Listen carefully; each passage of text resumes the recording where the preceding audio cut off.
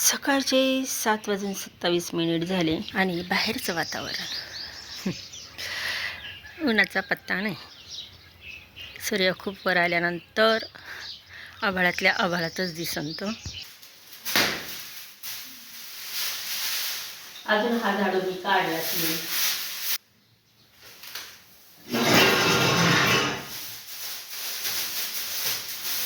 नमस्कार मैत्रिणींना. आज म्हणत असाल की आज हिचं सकाळपासून झाडून बिडून दाखवत आहे, तर आज मी काढत आहे फरशी. आज घासायची आहे, धुवायची आहे, रगडायची आहे आणि सर्व काही कामं करायची आहे. आता हे सर्व आपलं घरातलं सर्व झालेलंच आहे. म्हणजे काय, भांडी वगैरे सगळे झालेली आहे, डबे झालेले आहे.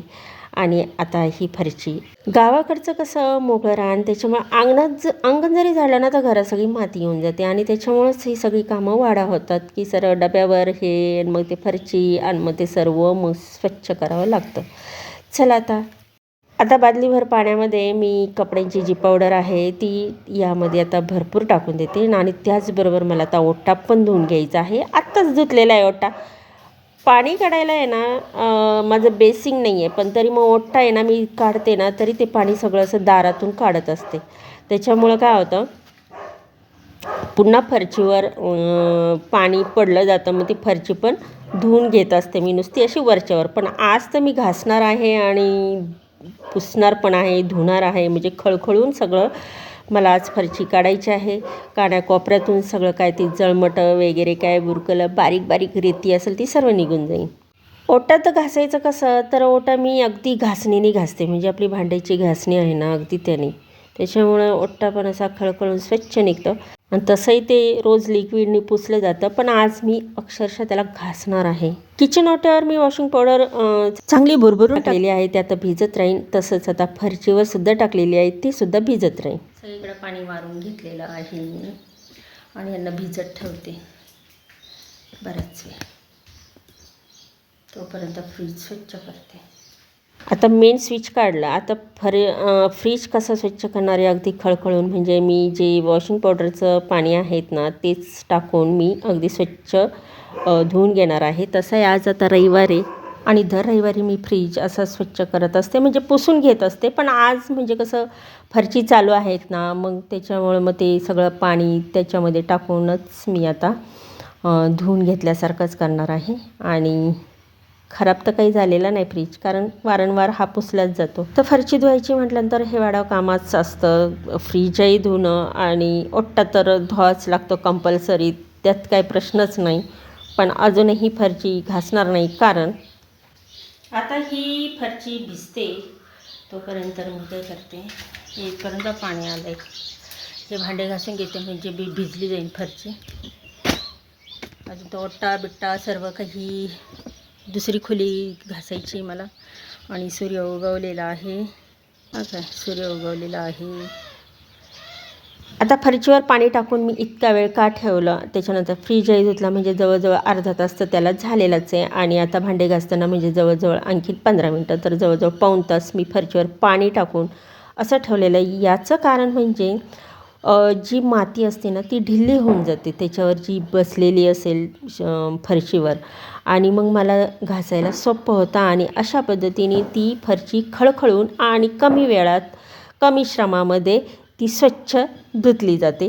तर हे माझं मेन महत्त्वाचं कारण. त्याच्यामुळं मग मी म्हटलं की पहिलं हे बाकीचं सगळं रट्टाळ आपलं हे बाकीचं हे काम आहे चिल्लर पल्लर हे करून घ्या आणि मग आपण फरशीकडं वळावं. पण तरी पण किती नाही म्हटलं तरी फरशीला हा 2 तास, एका फरशीला 2 तास तर जातोच. अजून मोटरीला पाणी आलं नाही, कारण अजून मेन लाईट यायची मोटरीची. आणि मग ती लाईट आल्यानंतर मग पाणी येईन आणि ती एक मला वाट बघायची आहेच. पण जर नाहीच आलं तर मग मला काय करावं लागेल, टाक्यातून पाणी घेऊन आतमध्ये बादल्या भरून ठेवावं लागतील. आणि तेही भरता भरता येणार नाकी नऊ येतात. तर सर्व आधी ही तजवीज करावं लागेल आणि मग तिथून पुढं माझं हे फरशी धुवायचं काम सुकर होईल. तर चला, आता भांडे झालेले आहे ते मी बाहेरच ठेवणार आहे. फ्रीजचे भांडे आहेत ते सुद्धा घासून मी इथं बाहेर ठेवलं. आणि आता घरामध्ये आता ह्या बादल्या काय टप आहे ते 2-4 टप भरून ठेवते आणि मग इथून पुढं आता माझ्या फरशी घासून मग ती खळखळून धुवायची आहे आणि त्याच्यानंतर ते पाणी काढावं लागेल. हे पाणी आणूनच दमून जातं. आता पहिला ओट्टा मी काय करते, घासून घेते. तसा पहिला घासलेला ते दोनदा, त्याच्यानंतर दोनदा घासलेला आहे. त्याच्यामुळे यावेळेस तकलीफ होणार नाही घासायच्या वेळेस.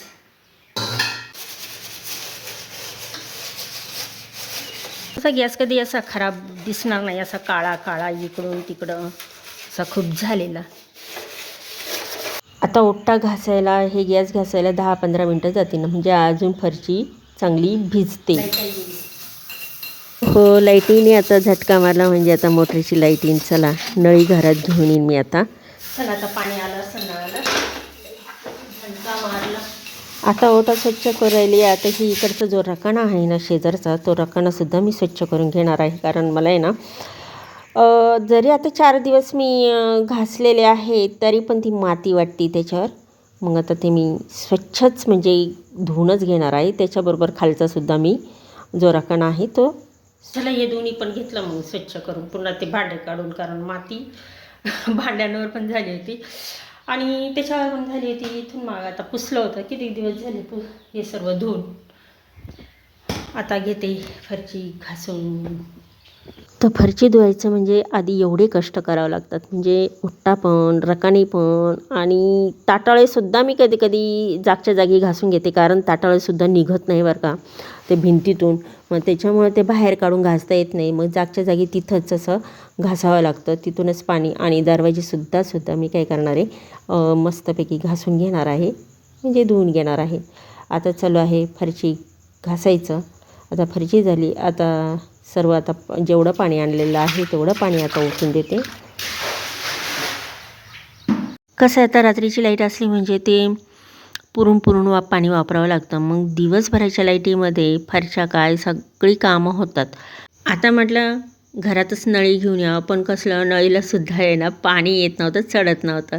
तर मग कधी टिपातूनच पाणी आणावं लागत होतं, कधी ती नळी बाहेर ठेवून मग भरलं तर फार टप थोडाफार भरायचा आणि ते आतमध्ये आणून ओतून मी हे पाणी काढत होते. पाणी निघत आहे तोपर्यंत आता इकडचं तरी करून घेते निम्म. आता ते घरातून जे बाहेर पाणी जातं ती अगदी छोटीशी नळी आहे. मग ती पाणी जाईपर्यंत म्हटलं हे बाहेरचं जे आहे खिडक्या वगैरे हे अगदी साफ करून घेऊ. मग असं विचार करता करता म्हटलं की आता हे जे कडपे आहे बाहेरचे हे सुद्धा काय करू, घासून वगैरे मस्तपैकी स्वच्छ करून घेऊ. आणि असं तो कडपा वगैरे ही साफ करता करता मग मी म्हटलं आता हे जे किचनचा जो ओट्टाच आहे ना त्याच्या पुढचा भाग आता हा पूर्ण घासूनच घेऊ. म्हणजे उद्या जो आहेत ना त्या तिकडची खोली घासून धुता येईल आणि त्याचबरोबर तो उरलेला अर्धा ओट्टा तो पण घासून स्वच्छ करता येईल. म्हणजे उद्या पण माझं निम्मं काम असं वाचून जाईल. तर मी काय करायची, तर पहिलं किचन घासायची, नंतर मग शेजारची खोली घासायची, नंतर मग ओट्याला वेळ द्यायची.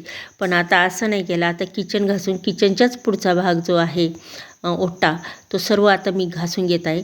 आणि घरातल्या फरशापेक्षा हे बाहेरचा ओट्टाच इतका खराब होता ना, काय करावा. आता घरात जे धुतलेलं आहे ते पाणी आता हे एवढं ओट्टा धुईपर्यंत निघून पण गेलेलं असन. चला आता मी पाणी ठेवते आणि मग हे जी फरचीचं पाणी काढलेलं आहे ते आता फायनली पुसून घेते. एवढी मरम्मत करून मग फायनली आता ही फरची झालेली आहे. चला एवढं सगळं काम करता करता मला 9:15 वाजले. आता फरची झाली, पुसून सगळं झालं आहे. बाहेरची निम्मी पुसली, घासून धुतली आहे. तिकडची निम्मी राहिली आहे. अर्थात म्हणजे अजून इकडची खोली राहिलेली ना, मग ही ज्यावेळेस फरची धुईन घासीन त्यावेळेस इकडचं पण होईन. आता आज काय होणार नाही कारण आता वाजले आहे 9:15 9:30 वाजले आहे. बराच उशीर झाला. बाजार आलेला आहे.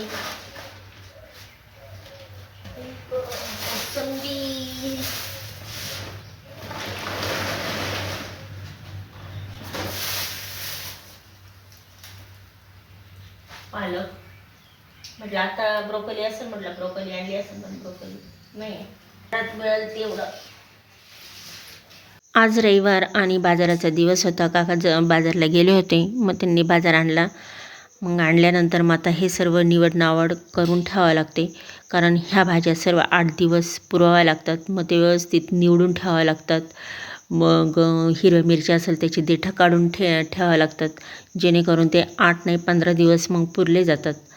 आणि मग भाज्या ज्या आहे पालेभाज्या मग कोणत्याही असो, मग त्या पालेभाज्यासुद्धा निवडून अशा एका बाजूला ठेवाव्या लागतात. मग आता हे व्यवस्थित पिशव्यामध्ये बांधून मला ठेवावं लागतील, कारण नंतर मग पुन्हा काय होईल, बुधवारपासून लाईट राहणार नाही दिवसभर. त्याच्यामुळं मग हे सर्व व्यवस्थित आत्तापासूनच करून ठेवावं लागणार आहे. आता चला देते हे सर्व फ्रीजमध्ये ठेवून. आणि आता हे झालेल्या लाल आहे जुन्या, ते बाहेर आता वाळत घालायला ठेवते. आता पालेभाज्याचे देठं वगैरे सर्व जे आहे, आता याचंसुद्धा खत होईल बघा. आता हे तिथे मी झाडांभोवती टाकून, आणि उद्या आहे ना जमली तर मी थोडी माती टाकून. चला आजचा व्लॉग तुम्हाला कसा वाटला जरूर कमेंट करा. भेटूया.